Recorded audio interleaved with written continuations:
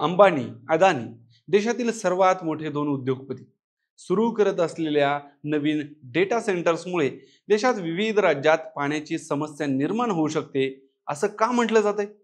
सध्या एआयचा बोलबाला आहे, पण त्यासाठी लागणाऱ्या डेटा सेंटर्सला लागणारं रोजचं लाखो लिटर शुद्ध पाणी कसं पुरवणार याची उत्तरं सरकारकडे सुद्धा नाहीये.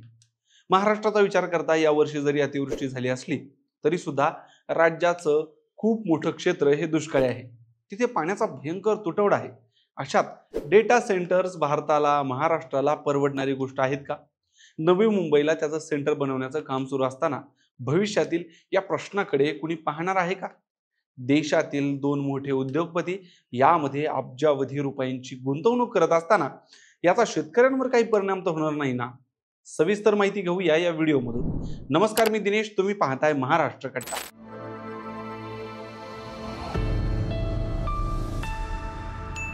आपल्या मोबाईलचं स्टोरेज फुल होतं म्हणून आपण व्हिडिओ युट्यूबवर, OTT प्लॅटफॉर्मवर बघतो. गाणी सुद्धा आधीसारखी डाउनलोड करून ठेवत नाही, तर स्पॉटिफायवर ऐकतो आणि फोटो मुद्दाम सोशल मीडियावर टाकून ठेवतो, म्हणजे मोबाईलचा स्पेस मोकळा राहावा. गुगल ड्राईव्हला, गुगल फोटोजमध्ये आपला हा डाटा, डॉक्युमेंट सेव्ह करून ठेवतो. हा डाटा तिथं सेव्ह होतो, त्याला म्हणतात त्या कंपनीचं डाटा सेंटर. म्हणजे युट्यूबच्या सगळ्या व्हिडिओचा डाटा अमेरिकेत गुगलच्या एखाद्या डाटा सेंटरमध्ये सेव्ह असेल. फेसबुक, इंस्टाग्रामचा त्यांच्या मेटा या कंपनीच्या डाटा सेंटरमध्ये, जिओ हॉटस्टारचा त्यांच्या डाटा सेंटरमध्ये. मग यात प्रॉब्लेम काय? आत्ता सध्या जगात सर्वात जास्त डेटा सेंटर हे अमेरिकेत आहे आणि हे चालवण्यासाठी जगातील सर्वात श्रीमंत आणि नैसर्गिक साधन संपत्तीने संपन्न देशात ठिकठिकाणी पाणी टंचाईला सामोरं जावं लागत आहे. प्रत्येक दिवशी लाखो लिटर शुद्ध पाणी या डाटा सेंटर चालवण्यासाठी हवं असतं, ज्यातल्या बहुतेक पाण्याचं बाष्पीभवन होतं. एकतर पृथ्वीवर जेवढं पाणी आहे त्यातलं 3%च पाणी पिण्यायोग्य आहे आणि या डाटा सेंटर्सला गरज असते अविरत चालणाऱ्या शुद्ध पाण्याची आणि विजेची. अनेक अभ्यासातून हे समोर आलं आहे की या डाटा सेंटरमुळे त्या देशातील भूजल पातळी सुद्धा घटली आहे.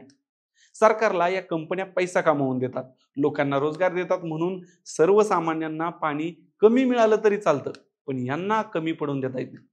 आता तुम्ही म्हणता अमेरिकेची काळजी आपण का करतोय? पण समजून घ्या, जे अमेरिकेत झालंय तेच आता भारतात होणार आहे. किंबहुना त्याची सुरुवात ही झाली आहे. प्रत्येक देशासाठी आताच्या काळात डेटा सिक्युरिटी, डेटा प्रायव्हसी हे विषय अतिशय महत्त्वाचे बनलेले आहेत.